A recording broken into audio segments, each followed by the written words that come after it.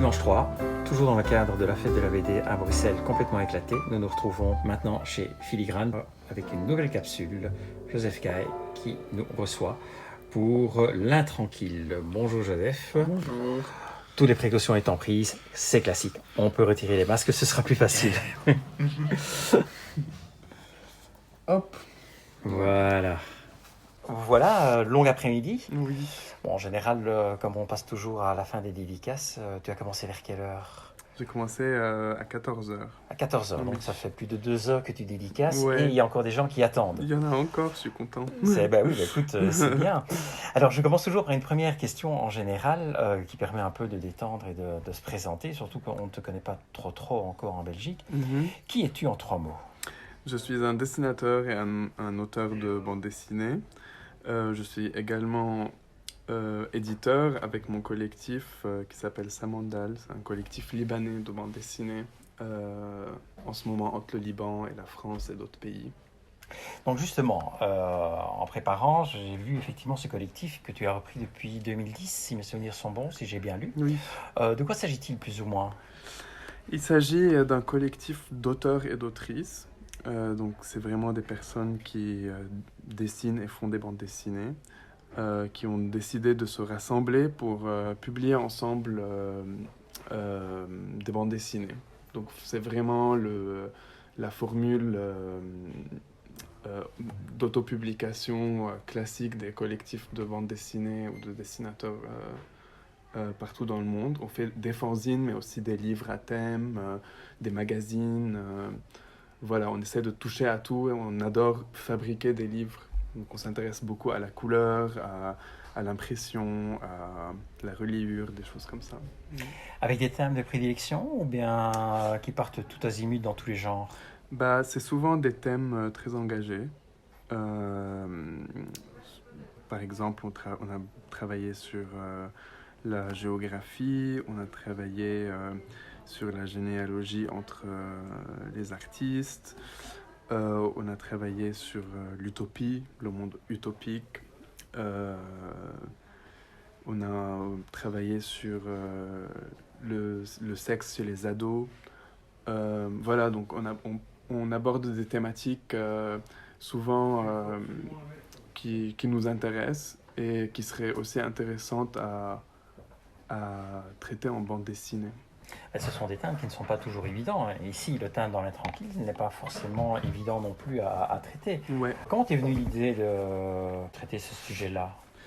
En fait, si je dois dire la vérité, je ne sais pas quel est le thème du livre. En fait, il y en a plusieurs, j'ai l'impression. Enfin, quand j'ai lu, après avoir fini, j'ai l'impression qu'il y en avait plusieurs. Et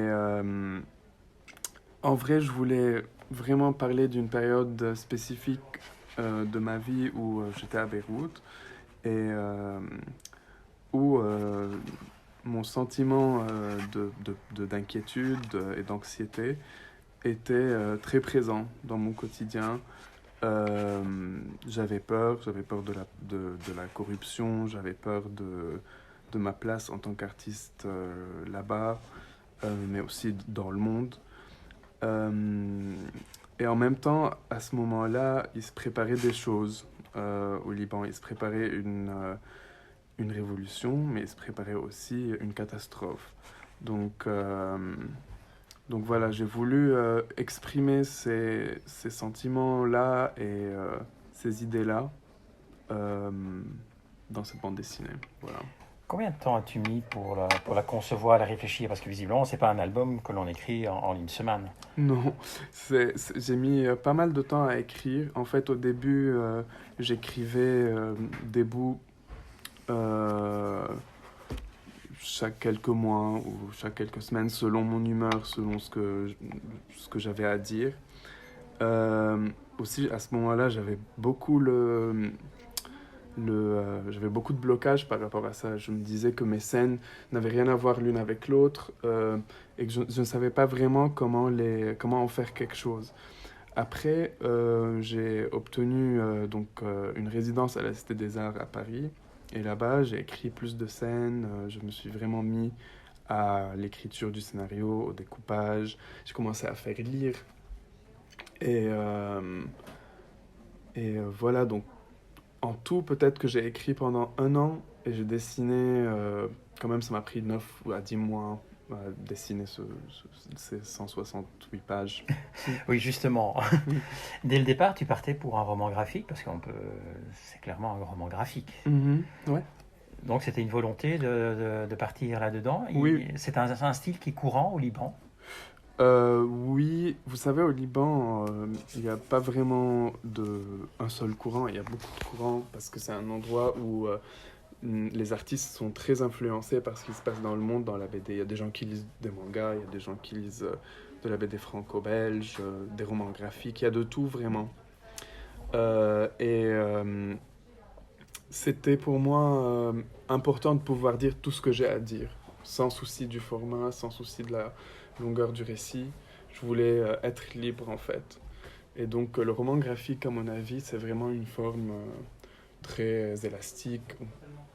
Même niveau découpage, rythme, c'est une forme proche de la littérature. On peut vraiment être libre d'écrire, de s'exprimer, que ce soit plus à travers les mots, ou plus à travers les images, ou vice-versa, ou les deux ensemble. Enfin, en tout cas, c'est un format qui m'arrange. Qui t'arrange. Au niveau du trait, justement, et des couleurs, bon, il y a pas mal de gens différents. Hein. Bon, j'en ai regroupé ici quelques-uns. Ce matin, on rencontrait Catel et Bocquet. Je ne sais pas si tu connais le style. Ouais. Bon, voilà, c'est aussi un roman graphique, mais un style légèrement différent. Ouais. Il y a d'autres styles de BD. Bon, ça, c'est dans le plus ancien, mais dans le plus réaliste. Ouais. Tu t'inscrirais plutôt dans quel genre, toi, avec un style qui est complètement éclaté, complètement nouveau? Je sais pas, je crois que je travaille beaucoup la ligne. Donc, j'ai l'impression que je suis dans la ligne claire. Mais aussi, ma ligne varie. Parfois, elle est plus énervée. Parfois, elle est plus calme, plus pensée ou plus intuitive. Donc, je dirais que je m'approche de la ligne claire, des couleurs. Vous voyez, les couleurs, il y a des aplats, mais aussi il y a des dégradés. Je ne sais pas trop, en fait, catégoriser ça. Mais parfois c'est réaliste, parfois il y a des proportions bizarres, parfois il y a des gros nez, parfois c'est des nez réels. Enfin, En réalité, les codes de la BD sont complètement éclatés. ouais, je pense vraiment pas BD. beaucoup. C'est de la nouvelle BD, C'est je de la vous nouvelle assure. Il faudrait peut-être trouver un nom alors à ce genre. Parce que, bon, On n'a jamais vu ça. On n'a jamais vu ça, non, mais c'est ça qui est un peu surprenant et qui attire dans un premier temps. Et puis on rentre effectivement dans l'histoire assez facilement et on suit parce que bon, c'est vrai qu'il n'y a pas trop de texte et que le dessin est assez expressif. Ouais.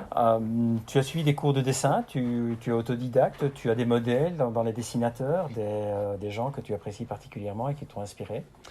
Oui, enfin, je suis pas autodidacte en fait. J'ai fait des études aux Beaux-Arts à Beyrouth et j'ai vraiment touché un peu à plusieurs styles ou écoles. J'ai fait de la peinture, j'ai fait du dessin classique, j'ai essayé d'imiter des dessinateurs que j'aime bien. Enfin, je suis vraiment passé par toutes les phases. C'est qui les dessinateurs que tu aimes bien? Oula, il y en a beaucoup, mais quand j'étais étudiant, en tout cas, par exemple, j'étais très impressionné par le travail du P. Papillon. J'aimais beaucoup aussi Charles Burns, François Avril, enfin vraiment des gens de style très différents. Mazen Karb, qui est un auteur libanais. Voilà, j'essayais d'imiter des choses, parfois ça marchait, parfois ça marchait pas. Mais après, je me suis retrouvé avec mon truc à moi, sans trop penser, et je ne sais pas où ça s'inscrit, pour vous dire la vérité. Tu es un grand lecteur de BD? Non. Non. Non, du tout. Je suis un très petit lecteur de BD. Y a-t-il néanmoins une BD qui t'a marqué et qui vraiment, si tu devais partir en vacances ou en voyage, en prenant qu'une seule, ce serait celle-là? Y en a-t-il une qui t'a marqué à ce point-là ou pas? Bien sûr, il y en a beaucoup qui m'ont marqué. Je vais parler de récemment Mhm. parce que je continue à découvrir plein de choses. Euh, et je crois que ce qui m'intéresse, c'est vraiment mes inspirations aussi d'aujourd'hui qui continuent à évoluer. En fait, je suis parfois choqué de ce que je lis et de ce que j'apprécie. Il n'y a pas très longtemps, j'ai lu une très belle BD d'Olivier Schroen qui s'appelle Vie parallèle. Je l'ai lu en anglais en fait, ça s'appelle Parallel Lives. Je ne sais pas si elle est traduite, je crois. Et ça, c'est de la nouvelle BD. On trouvera un autre titre pour ton style alors, est-ce que ça vaut bien la peine? Ouais. Au niveau musique, au niveau littérature, tu es plus accro à ça alors? Parce que Euh, tu dois bien avoir des passions quand même dans la vie, des hobbies. oui. Euh, je vous avoue que je lis pas beaucoup de littérature. Mhm. De temps en temps, ça m'arrive de lire des bouquins qu'on me conseille surtout, parce que je suis pas branché en fait. Je ne sais pas quelles sont les nouveautés. Euh, mais la musique, par contre, je suis vraiment très branché. Et, accrochez-vous, musique classique. Parce qu'en fait aussi, j'ai fait des études de piano assez poussées. Donc, j'écoute beaucoup, beaucoup de musique classique. Je m'y connais plutôt très bien. Et c'est aussi un endroit où je suis très inspiré. J'aime beaucoup les nouveaux et les nouvelles pianistes. Je suis leurs nouvelles, je suis fan.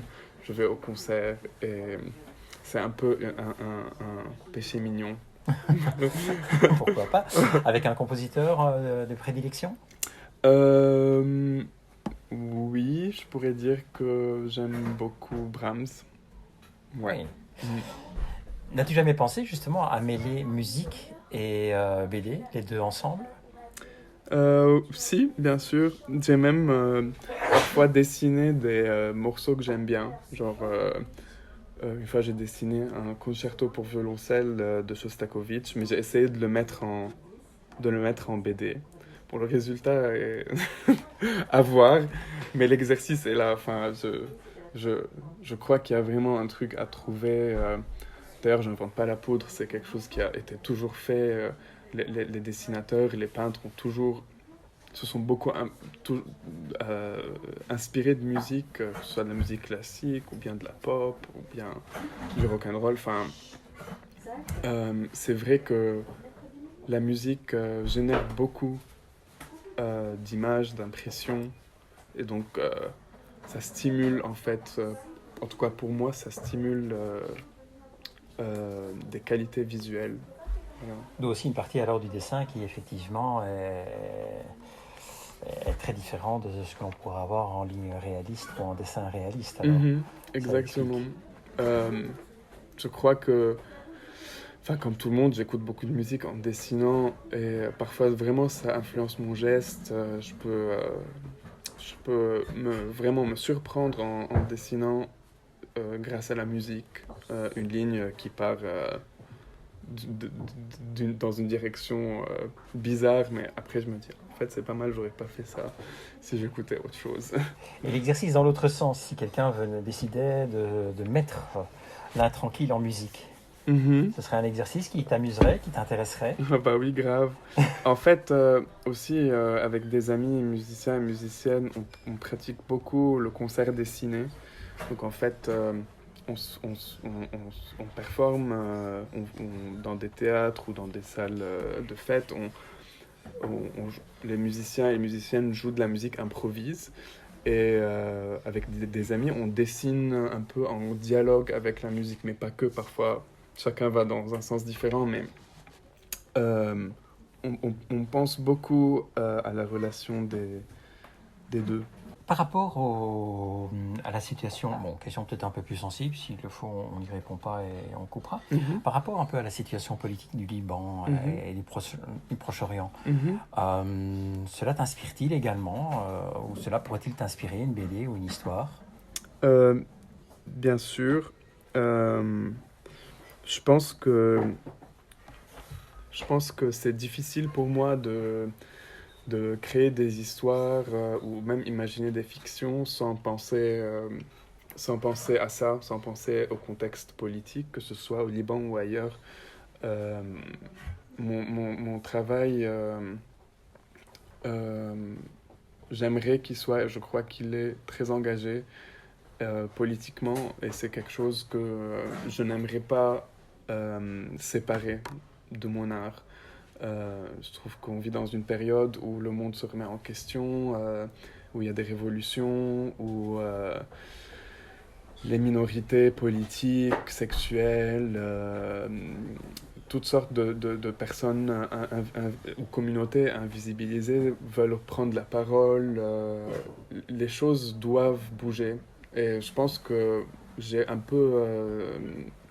je considère ça aussi comme, comme quelque chose que j'ai envie de faire, de participer à ce moment-là, à ce mouvement-là dans le monde. Et je dis aujourd'hui, mais c'est pas vrai, ça a toujours été le cas. Enfin, même les peintres de la Renaissance disaient des choses, parlaient politique, voilà, des doses différentes. Mais... Choses différentes. As-tu d'autres projets? Ou es-tu déjà sur un autre projet éventuellement? Oui, je suis déjà sur un deuxième récit. J'espère qu'il sera moins intranquille que celui-là, mais il est quand même intranquille. Et c'est un projet où j'essaye de garder pas mal de choses de ce récit, des choses que j'aimerais faire évoluer, des personnages que j'aimerais pouvoir faire vivre en fait dans d'autres récits également. Je suis encore sur des thématiques pas joyeuses, mais des thématiques importantes, enfin des urgences. Et voilà, je commence à écrire et je trouve déjà des choses que j'aime bien, des choses qui me semblent importantes, en tout cas à mettre en page, à découper. Bon, j'imagine qu'il n'y a pas encore de date ni rien, c'est encore quelque chose qui est au tout début. Ouais, c'est vraiment encore un texte, quelques dessins, et c'est très brouillon. Et je me donne un peu de temps avant la fin de l'année pour mettre tout ça en place et voilà, le proposer à mon éditeur, voir si ça va donner quelque chose. Ah bah écoute, un tout grand merci en tout cas merci de nous avoir reçus et d'avoir répondu à ces quelques questions. Ça m'a fait plaisir. Tout le plaisir était pour nous en tout cas. Un dernier mot peut-être pour la fin, pour tes lecteurs? Pour mes lecteurs, bah, j'espère que mes lecteurs pourront trouver quelque chose, enfin s'identifier dans toutes ces luttes dont je parle, et qu'ils et elles pourront aussi trouver un réconfort dans ce récit, si besoin. Voilà. Un tout grand merci en tout cas. On te souhaite vous. une bonne continuation et on est Merci impatient beaucoup. de découvrir la suite alors d'ici un an ou deux. Voilà. Et comme d'habitude, évidemment, nous remercions Filigrane de nous avoir reçus, de nous avoir trouvé un petit coin sans trop déranger. Et, bonne fin de dimanche. La prochaine capsule, c'est pour bientôt. Bye bye. Au revoir.